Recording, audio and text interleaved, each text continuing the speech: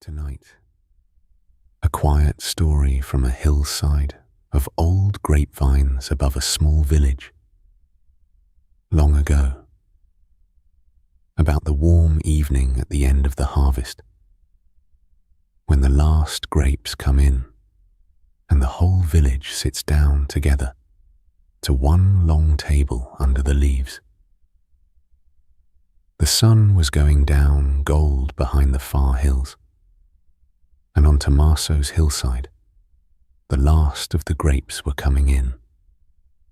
All down the long rows of vines, the pickers worked in the low amber light, bent to the heavy bunches, cutting them and laying them in the deep baskets, and their voices carried easy and tired across the slope.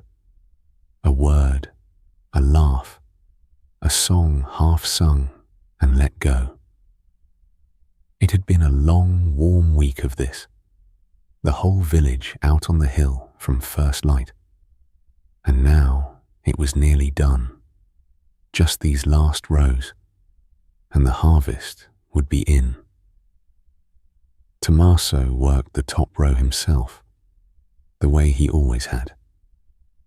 He was old now, and slow, but his hands knew the vines better than his eyes did. They found the ripe bunches in the leaves without looking, cut them clean, and laid them down.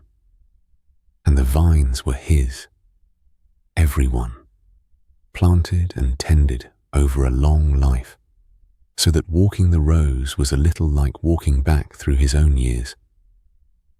His hands were stained deep purple to the wrist with the day's grapes. He did not mind it.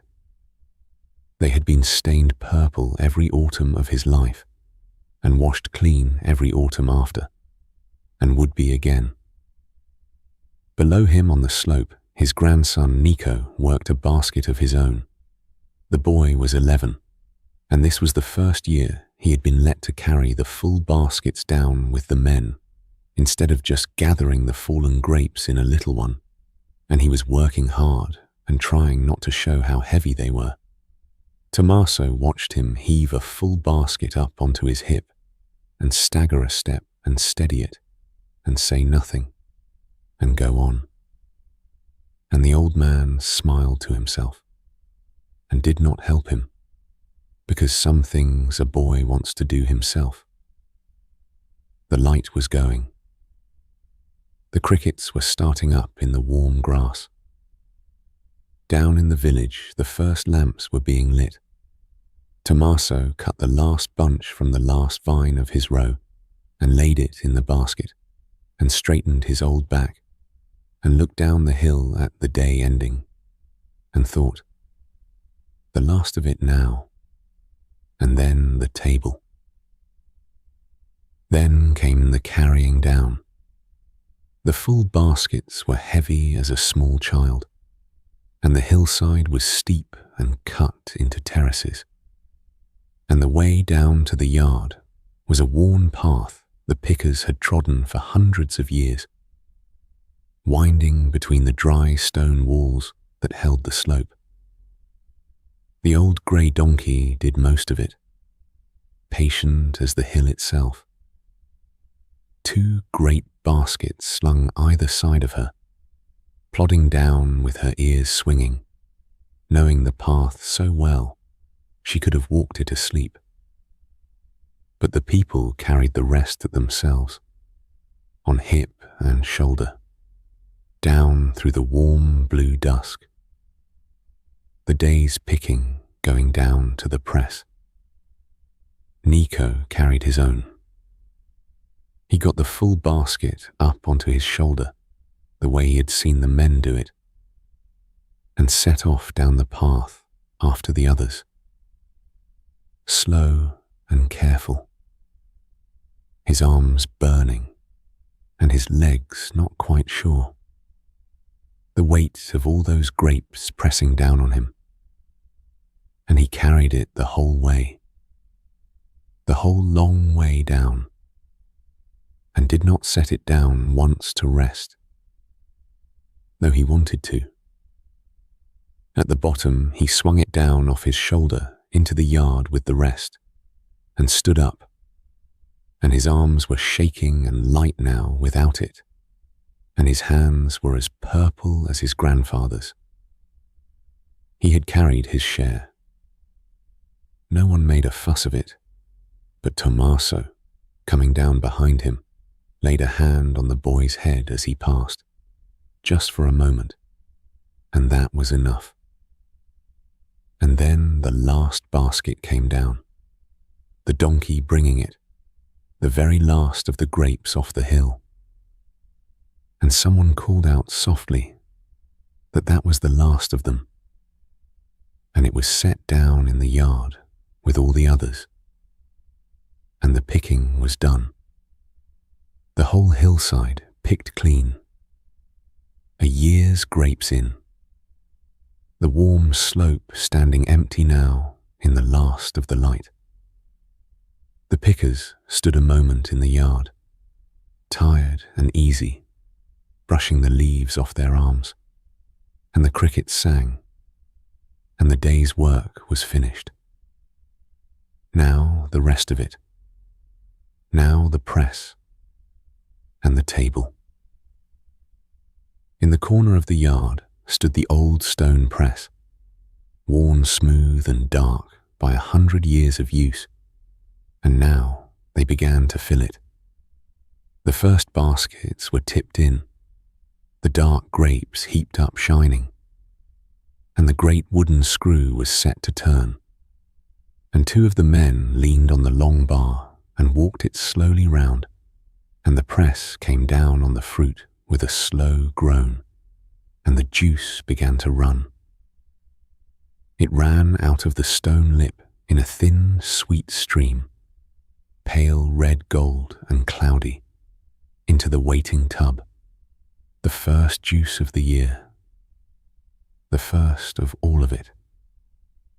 And the smell of it came up into the warm evening, the sharp, sweet smell of crushed grapes that meant, on this one evening every year, that the harvest was truly in. The children gathered to watch it run, the way children always do. The men leaned on the bar and walked it round, slow and easy, in no hurry now. And the juice ran and ran, sweet and new, into the tub. Tommaso took a plain clay jug and held it under the stone lip and let it fill with the first of the new juice, the very first of the pressing, the freshest and the sweetest, cloudy and pale, and still almost warm from the sun that had been in the grapes all day. This was for the table. This was always for the table. He had filled this same jug from this same press every autumn for longer than he could rightly remember. His father before him, and his before that. And he filled it now with his purple hands and held it careful so as not to spill the first of it, and carried it across the yard and up toward the vines, where the lamps were lit, and the long table was waiting. Behind him the press groaned softly, and the juice ran on, and the sweet smell of the crushed grapes hung over the whole yard, and the first stars were coming out over the hill. Up above the yard, on the flat ground beneath the old vines, the long table was laid and waiting.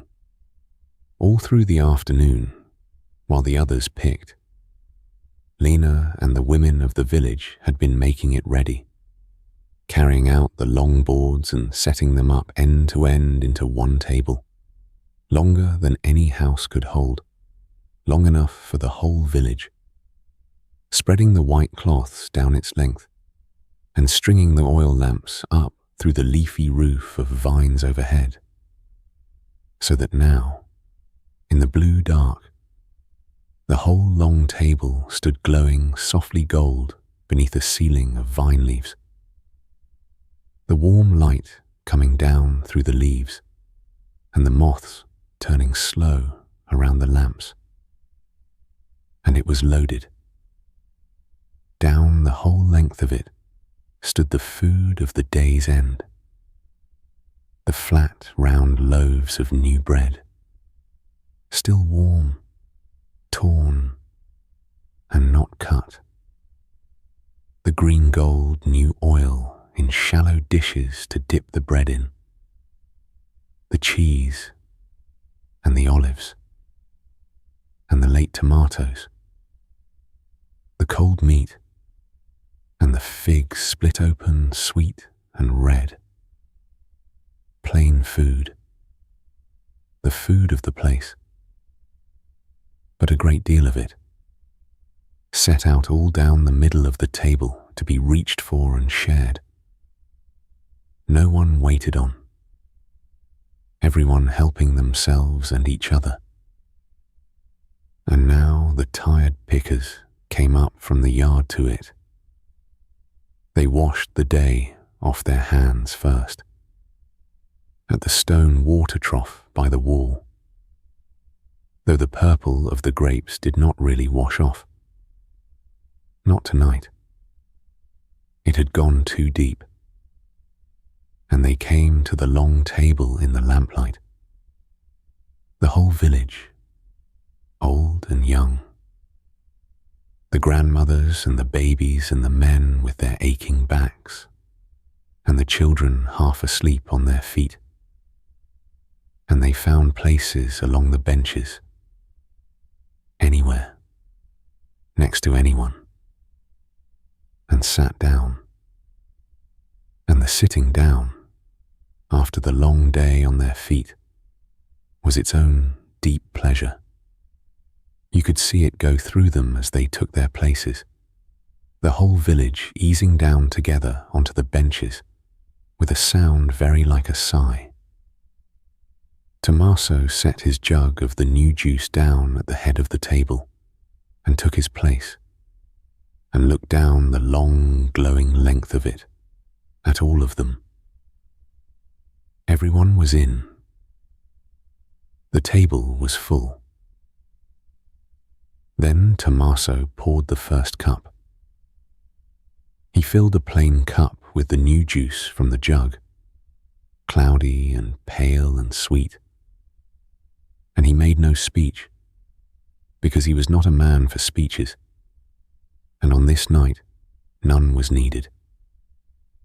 He only lifted the cup a little, to the table, to the hill, to the year, and drank a mouthful of the first of it, and passed it on. And the cup went down the long table, hand to hand, each one drinking a mouthful of the new juice and passing it to the next. The first taste of this year's grapes, the taste of the very day's work, sweet and sharp and new on every tongue, all the way down the long glowing table, from the old man at the head to the smallest child at the foot. The whole village drinking in turn from the year's first pressing. And then the jugs went round, and the cups were filled, and the bread was torn and passed, and the oil dishes pushed along, and the talk started up, low and warm and easy. The good tired talk of people who have done a hard thing together and seen it through. When the cup came to Nico, his grandfather had seen to it that the boy had a proper cup of his own this year, not watered, not a child's small sip, but a real cup of the new juice, like the men, because this year the boy had carried his share like the men. Nico drank it down, the sweet, sharp new juice, the taste of grapes his own purple hands had carried down the hill. and it was the best thing he had ever drunk in his life. He sat up a little straighter on the bench among the tired, grown workers, one of them tonight, and no one said a word about it, and that was exactly how he wanted it. And the talk went round, and the bread went round, and the lamps glowed gold in the leaves above the long, full table, and down in the dark the crickets sang, and it was, Tommaso thought, looking the length of it, the same as it ever was, and as good. The evening went on, the way those evenings do, in no hurry to end. The food went slowly down. The cups were filled and filled again. The little children fell asleep where they sat, in laps and along the benches, and in the warm hollow of someone's arm, and were not moved. The talk dropped lower and slower and warmer. The long day's tiredness coming up soft and sweet in everyone now. The kind of tiredness that is all the way earned and asks for nothing but to sit still a while longer in good company. Above the table the lamps burned low and gold in the vine leaves, and beyond them the moon had come up full over the hill, silvering the empty rows of vines that had given all they had and could rest now too. The crickets that had sung all evening began, one by one, to wind down. Somebody told a long, slow story at the far end of the table that no one quite listened to, and everyone was glad of. Tommaso sat at the head with his purple hands easy on the cloth, and the new juice warm in him, and his whole village around him, fed and tired and content under the leaves, and there was nowhere he would rather have been. The last of the grapes were in. The first of the new juice was drunk. The work was done, and the table was full, and the night was warm. And one by one, in no hurry at all, the low voices grew fewer and softer, and the lamps burned down, and the moon climbed slow over the quiet hill. The long table glowing low and gold under the leaves. The whole village gathered and fed and easy along it. The new juice drunk, and the bread all broken. The moon high and silver over the picked clean hill. The crickets winding down, one by one, to quiet. And the old man at the head of the table, his work done, and his people around him, content to sit on in the warm dark as long as the evening would last. Tonight, a warm story from a market square at evening. Long ago, about an old man who wrote letters for those who could not. A young woman, a long way from home, and the words they found together to send her love back across the sea. At the end of the day, when the market in the square was packing itself away, old Elias sat at his little table under the arches and waited for his last letter. All day the square had been full and loud. The stalls, the calls of the sellers, the crowd, the carts. But now, in the long gold light of the evening, it was emptying. The sellers were folding their cloths and stacking their crates and trundling their barrows away home. The awnings were coming down. The doves were dropping from the rooftops to walk about on the cooling stones and peck up what the day had dropped. The square was going quiet and turning gold and breathing out. Elias kept his table under the arches at the edge of the square, the covered walk where the shade was, where he had sat for more years than he liked to count, writing letters for the people who could not write them for themselves. That was his trade, and his father's before him. There were many in the town who had never learned their letters, and when they needed to send word to a son away soldiering, to a landlord, to a daughter married off, to a mother across the sea, they came to old Elias under the arches and told him what was in them, and he found the words and set them down. His table was a small and orderly world, the reed pens lying in their row, the pot of black ink, the good paper and the cheaper paper for those who had less, the little stick of red wax and the brass seal for closing a letter up safe, a candle not yet lit. He kept it all just so, the tools of a lifetime of other people's words, and he sat behind it now in the gold evening with his hands folded, in no hurry, watching the square empty and waiting to see if one more would come before the light went. And one more did.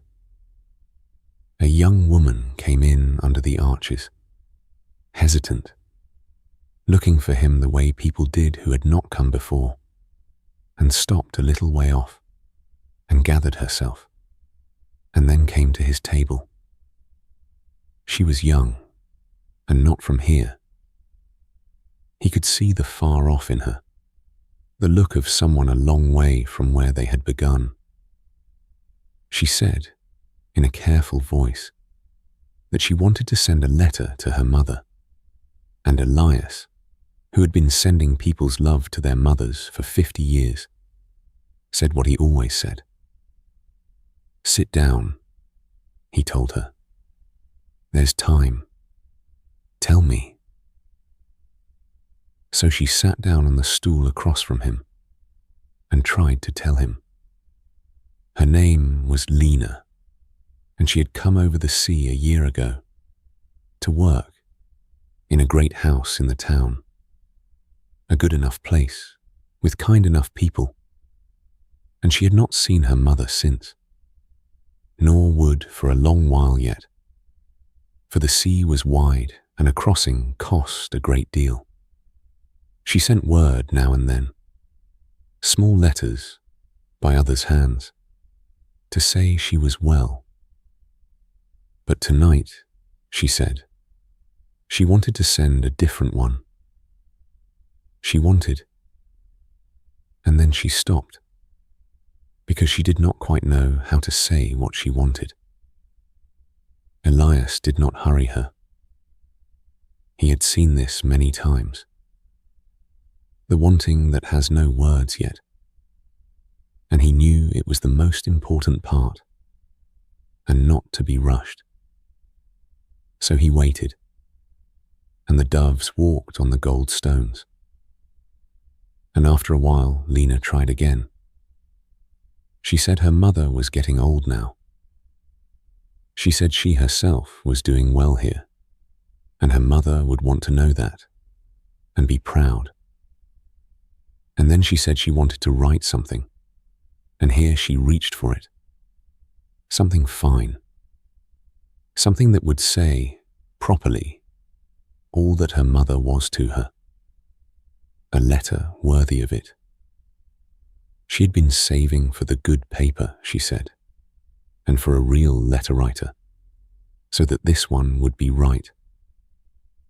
And then she said, in a smaller voice, that she did not have the words for it, that whenever she tried to think how to say it, All that came to her were small, plain things, nothing grand enough.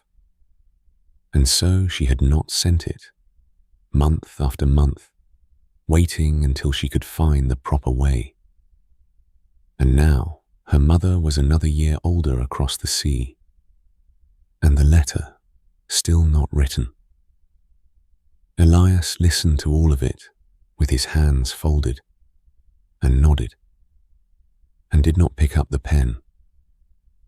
Then he asked her gently, not what fine thing she wanted to write, but what, of all the small plain things, came to her first when she thought of her mother.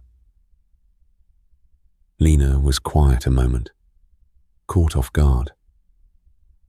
And then, because he had asked it so plainly, the small plain things came.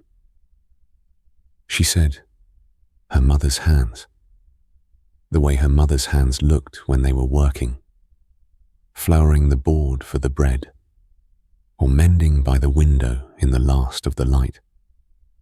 She said, the lemon tree by the door of the house at home, and how the whole house had smelled of it in the spring, and how she had not smelled anything like it once since she came over the sea. She said, the sound of her mother singing low to herself in the next room, that she used to half hear as she fell asleep when she was small, and would give anything to half hear now. She said these things almost to herself, looking at the gold stones, not thinking them grand enough to be written down. And old Elias, very quietly, had picked up the reed pen and dipped it and begun. For these, he knew, were the letter, not the fine words she had been saving for and could not find. There are no such words. There never are.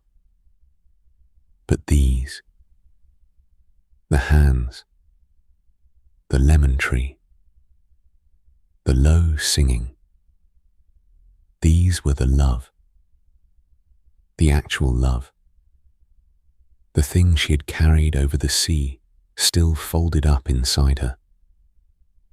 And her mother, reading them, would not find a grand and proper letter, but would find her daughter, right there on the paper, as near as ink can bring a person. So he wrote them down as she said them, in her own plain words, changing almost nothing, only smoothing them here and there, the way you straighten a collar, so that each small, true thing sat clear and whole on the page. And as he wrote, and she saw that he was writing, that the small plain things were going down on the good paper, were allowed, were enough. Lena began to talk more easily, the words coming now, all the things she had saved up for a year and thought too small to send. And Elias caught them and set them down, choosing each phrase with her, asking now and then, is that how you'd say it? And changing it when it wasn't, until the words on the page were truly hers. When it was all down and the light was going amber, Elias read it back to her. He read it slowly, in the gentle, even voice of a man who had read 10,000 letters aloud, so that she could hear her own words come back to her and say whether they were right. And Lena sat and listened to her letter. Her mother's hands, the lemon tree, the low singing in the next room, all of it. All the small true things said plainly and clearly and warmly, one after another. The whole of her year of unspoken love laid out at last on the page. And she heard, listening, that it was right. that it was, in fact, exactly what she had wanted to say all along, and never could, because she had been looking for something grander. When this plain account of the small things she loved, was the grandest thing there was. She did not say much. She put her hand to her mouth, and her eyes were bright. But it was not a sad brightness.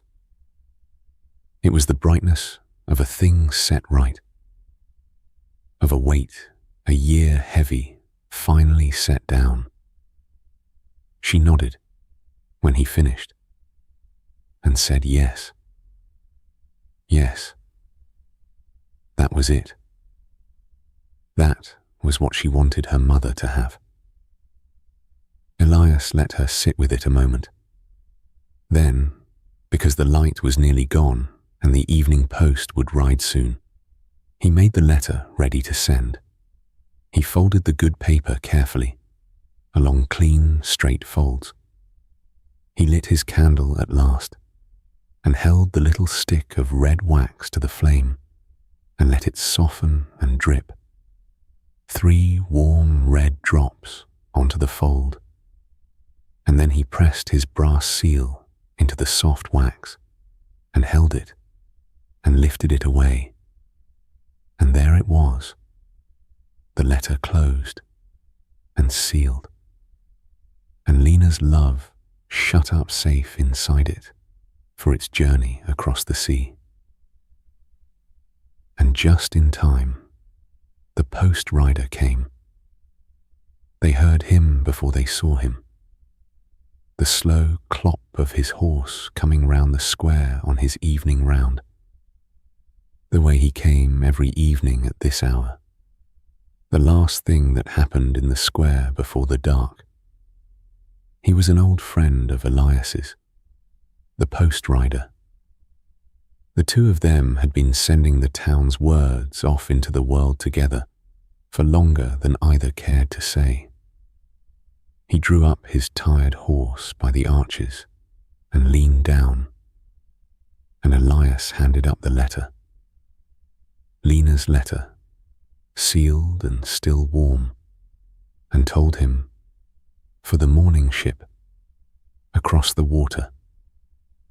And the rider looked at the name on it and nodded, and tucked it into his bag with the rest of the evening's words, safe among them, and clicked to his horse and went on.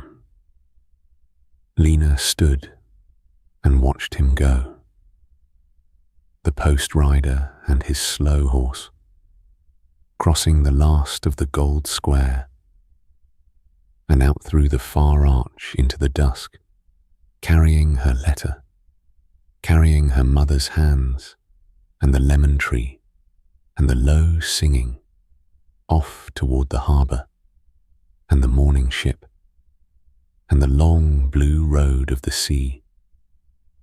And at the end of it, in a house she could see so clearly across all that water, her mother. It would be weeks getting there, but it was going.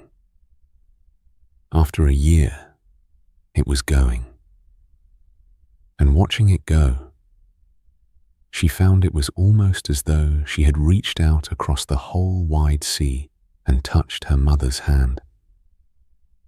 The hoofbeats faded into the dusk. The square was nearly dark now, and nearly empty. And the letter was gone, on its way. Lena turned back to old Elias, to thank him, and to pay him. She paid him for the good paper, which was right. But when she tried to pay him more, for the words, for the help, for the hour, he would not take it. He told her the words had been hers all along. He had only handed her the pen, and then he told her, gently, to write again, and not to wait a year for the next one, and not to wait for grand words that would never come, only to send the small true things whenever she thought of them, because those were the ones that crossed the water. She said she would, and she thanked him once more and went off across the darkening square toward the great house and her bed, lighter than she had come, her love sent at last. And Elias began, slowly, to pack up his little table. He capped the ink. He wiped the reed pen and laid it back in its row. He pinched out the candle, saving it. He folded away the good paper and the cheaper paper and the red wax and the brass seal, the tools of a lifetime of other people's words. And he did it all without hurry, the way he did everything, while the last of the light left the square and the first stars came out over the arches. He had spent his whole long life this way, sitting under these arches, taking the love and the news and the gladness that people could not write down themselves, and finding the words for it and sending it off into the world to the ones it was meant for. It was a small trade. He had never grown rich at it. But sitting there in the warm dark of the emptying square, his day's last letter already gone off toward the sea, he thought, as he often thought at this hour, that there were worse ways to spend a life than helping people say what they could not say alone. But the square dark and quiet now, the stalls all gone home, the doves asleep up under the arches, old Elias's little table packed away for the night, the pens in their row, the wax and the seal put by, the first stars coming out over the rooftops, and far off, riding down toward the dark harbour, and the morning ship, the day's last letter, carrying its small, true words of love out across the wide sea toward the one they were for. Tonight, a warm story from a little village far in the snowy north, on the longest, darkest night of the whole year, the night the whole village comes out into the cold and makes 1,000 small lights out of the snow. Far in the north, where the winters are long and white and the houses sit deep in the snow, there was a small village. And on this day, the shortest day of all the year, the sun had hardly climbed above the white hills before it began to sink again. By the middle of the afternoon, the light was already going. The sky over the snow turned from white to pale gold to a deep, cold blue, and the long, long night of midwinter, the longest night of the whole year, came down over the village. Little Nils stood at the window of his house and watched it come. He was 7, and the dark of this night always seemed to him a very big thing, bigger than the dark of ordinary nights, because it would last so long, all the long hours through to a late and grudging morning, the deepest dark of the deepest winter. The snow lay thick and blue-white over everything, over the roofs and the lane and the frozen river below the village, and the cold pressed soft and huge against the glass, and the dark came on. But Niels was not really afraid, because he knew what night this was. This was the night of the snow lanterns. On this one night every year, the longest and darkest of all, the whole village went out into the cold and the coming dark and made the snow into light. And Niels had been waiting for it for weeks. Already, out in the blue dusk, he could see the first of them starting. Doors opening and warm yellow squares of lamplight falling out onto the snow, and people coming out wrapped up thick against the cold, their breath in clouds, gathering in the lane with mittened hands, beginning. His grandmother was getting into her coat. His mother was winding his scarf twice round his neck and pulling his hat down over his ears. "Come on then," she said. "There's a whole village to light." And out they went, into the cold and the dark and the start of the longest night. Out in the lane, the whole village was making lanterns out of the snow. It was a simple thing to make, a snow lantern, and even a small boy could do it. You took the cold, dry snow and packed it and patted it up into a little round dome, the size of a big loaf, firm and smooth. And then, very careful, you hollowed it out from underneath, scooping the inside away with your hands until the walls were thin enough that a light set inside would shine through.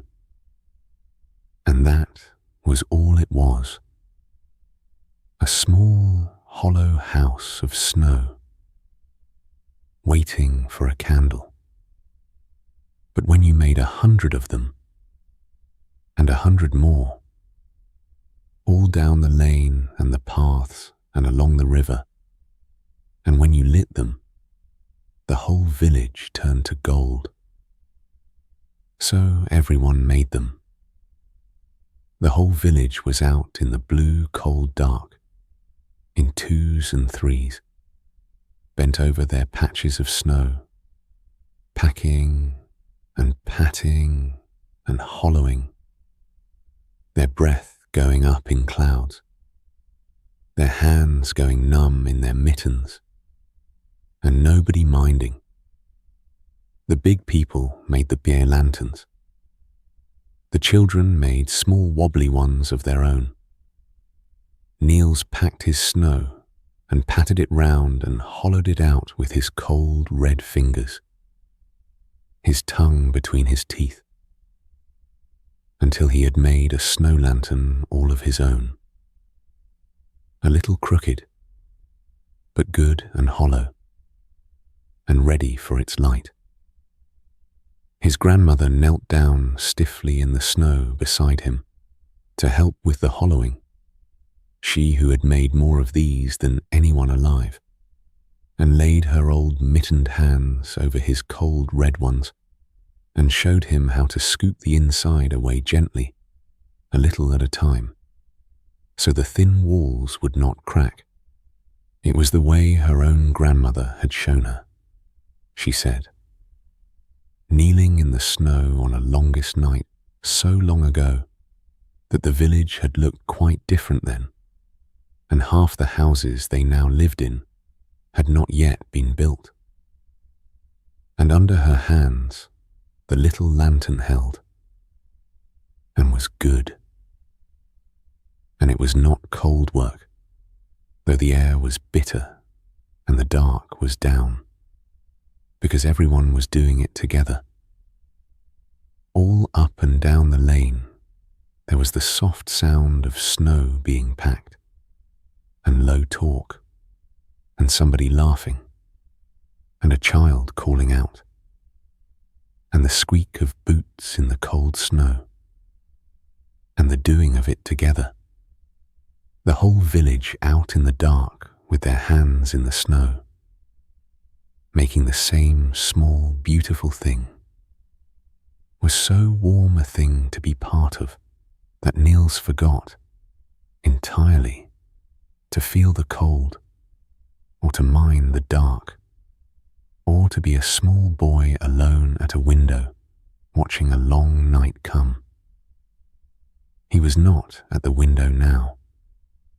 He was out in the middle of it, one of the whole warm, busy village, making light. When the lantern stood ready all down the lane, pale humps of snow waiting in the dark, hundreds of them, it was time to light them. And the first one was always the grandmother's to light.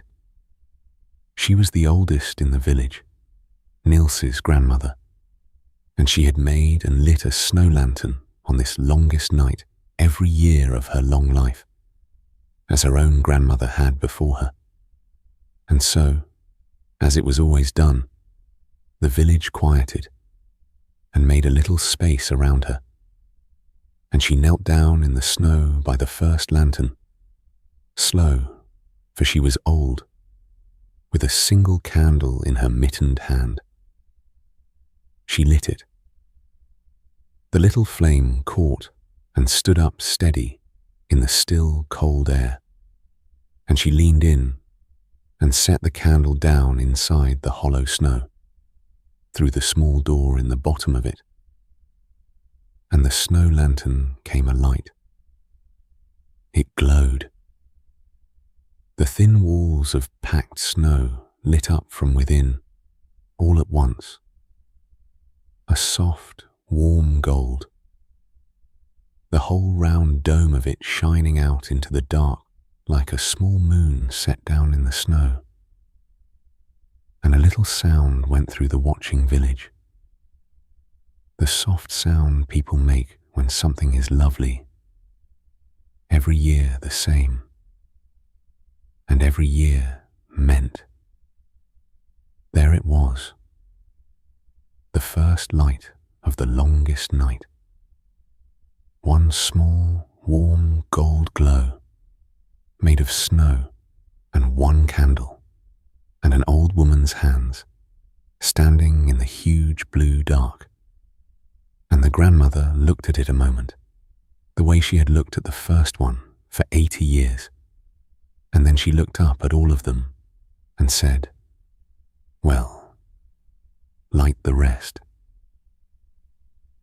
And they did. All down the lane the candles went round, hand to hand, and one by one the snow lanterns came alight. Gold glow after gold glow waking up the length of the lane, the dark giving way to them as they spread. Everyone had candles now, and everyone was lighting. The big lanterns by the doors, the small wobbly ones the children had made, the long rows of them down the paths, all of them coming alight. The whole village filling up with small gold lights. Niels had a candle of his own to carry. His mother had lit it for him from the grandmother's and told him to mind it. And he carried it cupped in both mittened hands like the most precious thing in the world, which just then it was. He lit his own crooked little lantern first, and knelt and watched it glow gold a moment with a pride too big for him.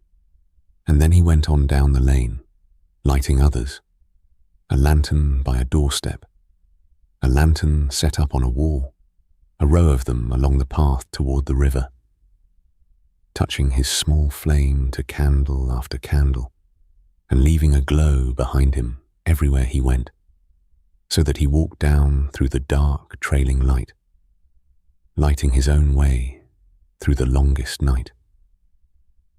And the lights went down toward the river. That was where all the paths led, down the slope from the village to the frozen river below, where the broadest path of lanterns ran, both banks lined with them, lantern after lantern after lantern, all the way along the ice. The whole village was hurrying now, gently, in the last of the deep blue light, to get them all lit, every one, down to the river and along it, before the full dark came, and the dark was coming, down out of the huge winter sky. But the lights were rising to meet it, more and more of them, gold against the blue, until you could not have said, just then, which was the stronger, the dark or the light, only that they were meeting, everywhere, all down the village to the river. And then it was done, and the full dark came down, and the whole village stood lit. Niels came down to the river with the last of them, and stood on the bank and looked. And what he saw, he would remember the whole of his life. The whole village shone. Every path, every doorway, every lane was lined with the soft gold glow of the snow lanterns. Hundreds of them, more than anyone could count. Each one a small warm moon of light shining up out of the snow. And down at the river, both long banks ran with them. A double line of gold lights stretching away along the dark ice as far as he could see, doubling and shimmering where the glow lay out on the frozen river. The whole white world, that an hour before had been only cold and blue and going dark, was alight now, soft and gold and warm-looking, glowing out of the snow itself. And above it all, the huge dark sky of the longest night stood full of cold stars, and did not seem huge or frightening anymore, but only like a great dark room with a great many small lamps lit in it, and all the village inside it, together, in the light they had made. Niels stood in the middle of it with his breath going up gold in the lantern light, and he was not the least bit afraid of the dark. How could you be in all this? The longest, darkest night of the whole year, and the village had gone and made it the most beautiful. It was the loveliest thing he had ever seen, and he had helped to make it. And so had everyone, every single soul in the village, out here together in the cold with their candles. They did not go straight in. No one wanted to, on the most beautiful night of the year, with all the lanterns lit. So they stayed out a while in the glowing dark. The whole village down by the river among the lights, and someone had a fire going on the bank, a real fire, big and crackling and orange, and there were hot drinks passed round in the cold, something sweet and steaming, and the little children ran shrieking and laughing up and down between the rows of snow lanterns, and the grown people stood about the fire and talked, their faces gold in the light. And the grandmother sat wrapped up warm on a bench by the fire and watched it all, content, the way she had watched it for 80 years. Niels drank his hot drink with both hands and stood close to the fire among all of them, warm now through and through, the cold all gone out of him, and looked down the river at the long lines of gold light shining on the ice, and back up at the lanterns climbing to the village. And he thought he had never been so happy, or so warm, on so cold and dark a night. And little by little, as the night went on and the children grew tired, the families began to drift home, back up the glowing paths to their warm houses, each one lit on its way by the snow lanterns. The long night still young, but the village ready now to spend it warm indoors, with all their small lights left burning outside in the dark to keep the longest night. And Niels carried the last of the way home half asleep on his father's back, lifted his heavy head and looked back once at the whole shining village and the long river of lights before he was taken in to the warm. The whole white village shining soft and gold in the deep blue dark. 1,000 little lanterns of snow and candlelight burning low and warm all down the paths and along the frozen river. The fire dying gentle on the bank. The houses warm. The village gone into sleep. And all the small lights left burning out in the cold, keeping the longest night, glowing on and on through the dark until the late, slow morning, while inside, warm, the whole village sleeps. Tonight, a slow story from an old canal at dusk, about a boatman, his family, their bright painted boat, and the last few miles home, with no reason on earth to hurry. The evening came down gold and still on the water, and Walter brought his boat home along it slow. There was no wind.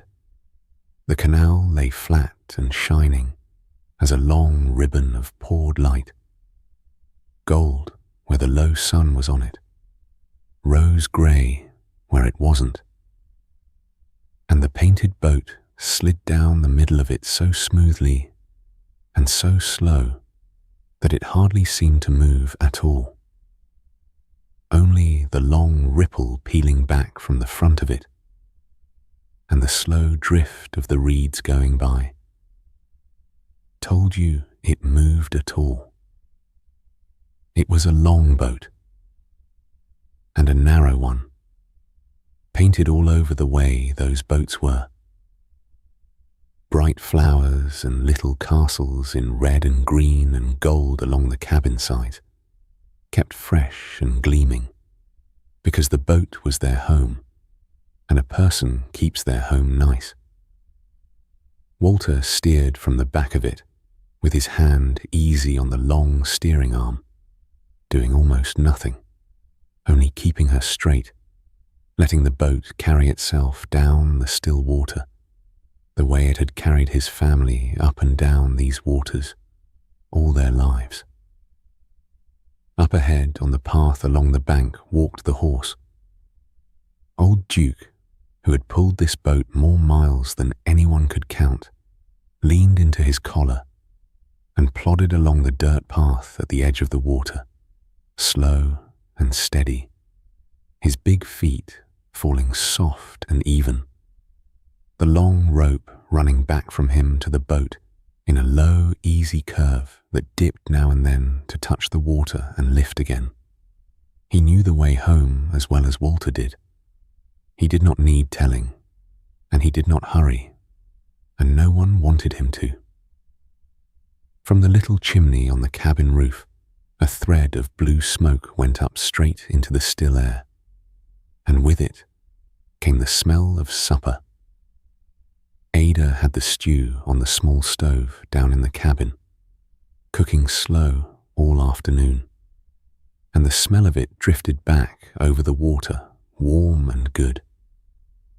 And on the front of the boat sat their boy, Tom, 7 years old, watching the way ahead, because his father had said they would be home by dark, and Tom wanted to be the first to see it. There were still a few miles to go, and they went them slowly. There was no other way to go them. A boat pulled by a walking horse goes at the pace. A horse walks, and not a step faster. And a horse at the end of a long day walks slow. And so the whole evening moved at the pace of old Duke's plodding feet, which was, Walter had long ago decided, exactly the right pace for an evening to move. The world came by slow enough to see all of it. A heron stood in the shallows on one leg, grey and still as a post, and watched the boat go by without troubling to move. The reeds parted at the front of the boat and closed again behind. A small water bird kept pace a while along the bank, then lost interest and dropped behind. Off across the darkening fields, a farm dog barked once, far away, and gave it up. Here and there, a cottage stood back from the water with its windows going gold one by one as the lamps were lit inside, and once a woman taking in her washing raised a hand to them, and Walter raised his, and nothing was said, because nothing needed saying. Tom, up at the front, was finding the slowness hard. He could see the canal running on ahead into the dusk, bend after bend, and no sign of home yet, and he wanted to be there. "Can't Duke go any faster?" he called back along the boat. Walter said no. Duke could not, and would not, and there was no call for it. "We'll be home when we're home," he said. "There's no hurry on the water." And Tom let out the long sigh of a boy who has been told there is no hurry, and turned back to the way ahead. But the slowness was working on him already, the way it works on everyone on the water in the end, and without quite meaning to, he stopped straining forward, and began instead just to watch the evening go by. And it was a fine evening to watch. The gold was deepening on the water. The smell of the supper came and went. The horse plodded, and the boat slid, and the miles came slowly under them, one slow mile at a time. They had done the hard part of the day already, hours back, in the heat of the afternoon. All down the long afternoon they had worked the locks. The great heavy wooden gates that let a boat up and down the steps in the water, from one level to the next. And that was real work. Leaning the gates open and shut, letting the water in and out, easing the boat through one slow walled chamber at a time. But the locks were all behind them now. The last of them had been an hour back, and beyond it, the canal ran level and open and unbroken all the way home. Not a gate left to work, nothing left to do but drift. So now there was only the going. Walter felt the difference in it, the way you feel it when the last of the day's work is truly done, and what is left is only the sweetness. The long level water, the horse who knew the way, the warm boat, the smell of supper, his family aboard, and the dusk coming down kind and slow over all of it. Nothing left to do. Nowhere to be but here, going slowly home. A boat came the other way now and then, as boats did. Another family, another painted cabin, another horse on the path, and the two boats slid past each other, slow and careful on the still water. And the boatman lifted a hand, and a few easy words passed about the evening and the water ahead. And then each went on its own slow way into the dusk, and the quiet came back behind them, and the reeds, and the slow, steady fall of Duke's feet on the path, and the gold going out of the water, bend by bend.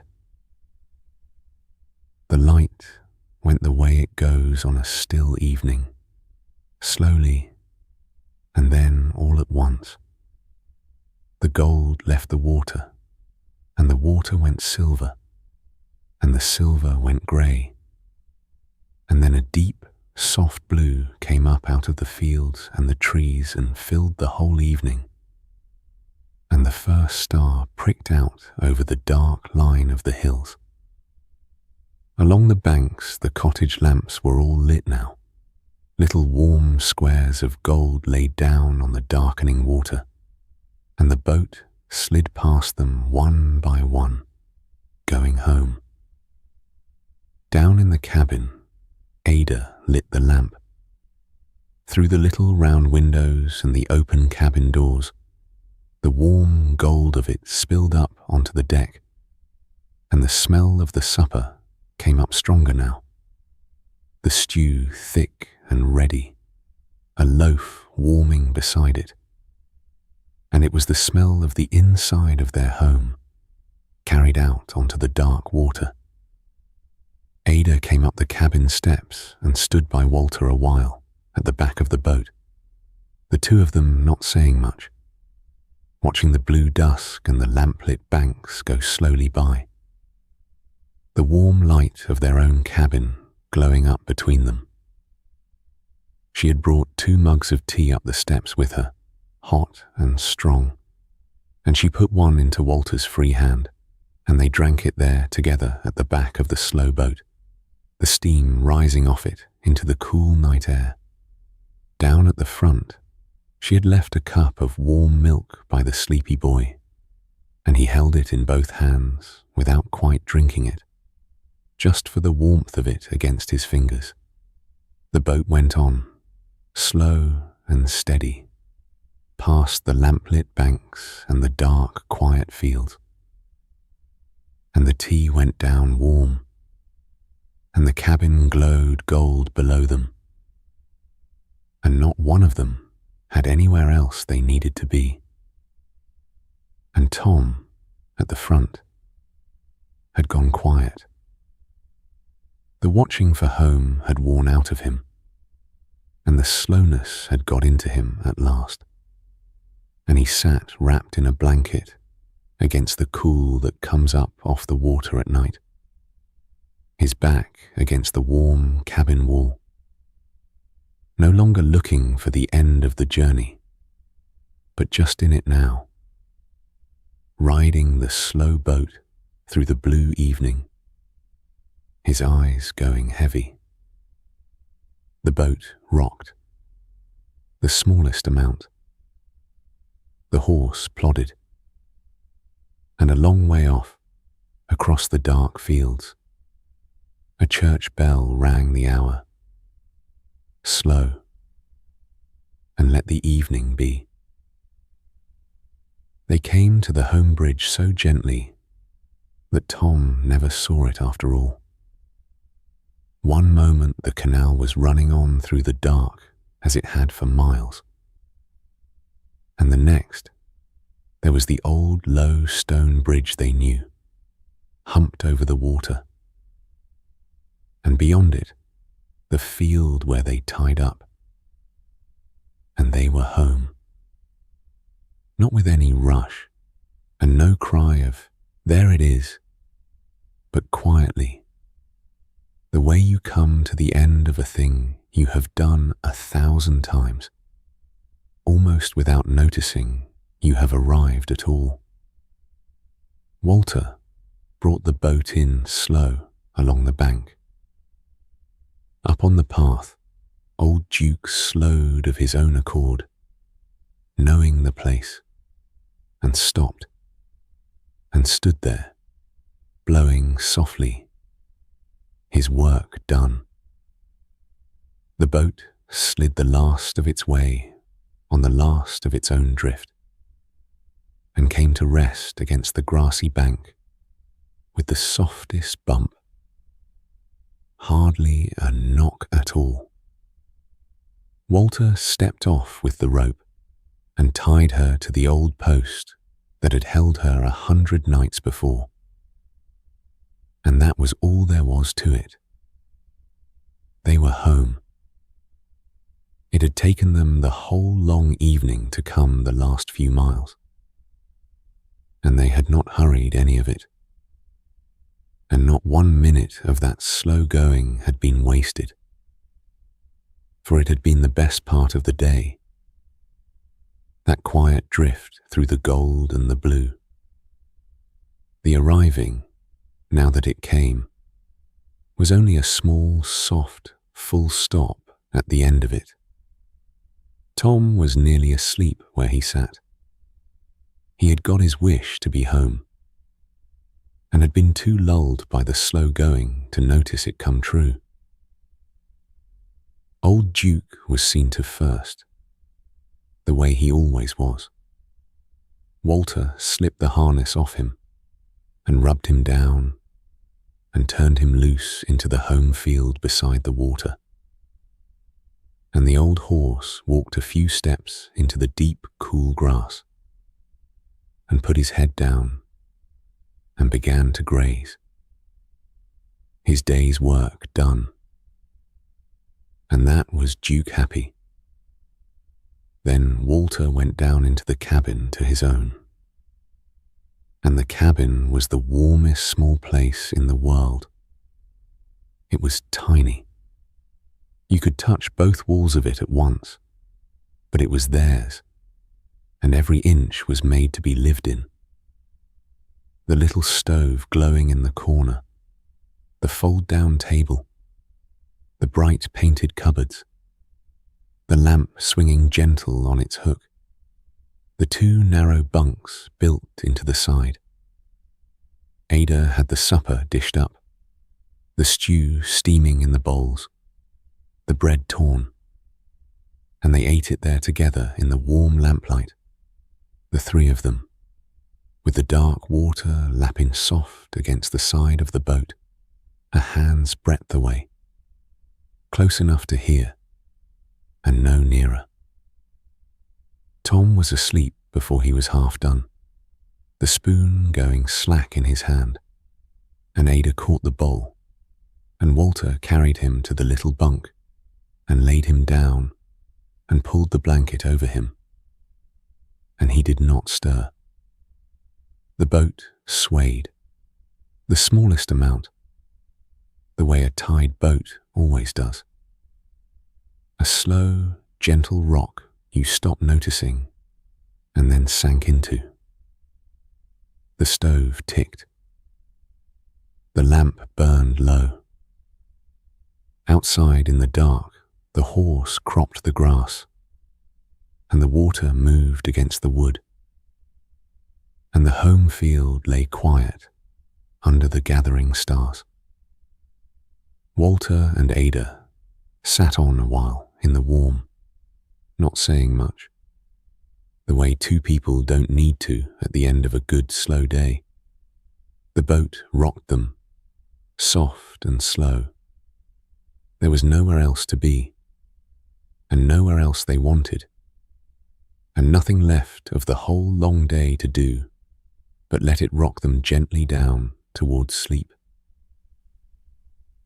The boat tied safe under the old stone bridge, rocking soft and slow on the dark, still water, the little stove glowing low, the lamp burning down, the boy asleep in his bunk, old Duke cropping the home grass out in the starlight, his long day done, and the slow boat come home at last, gently to rest, in no hurry even now, with all the warm night left to drift in.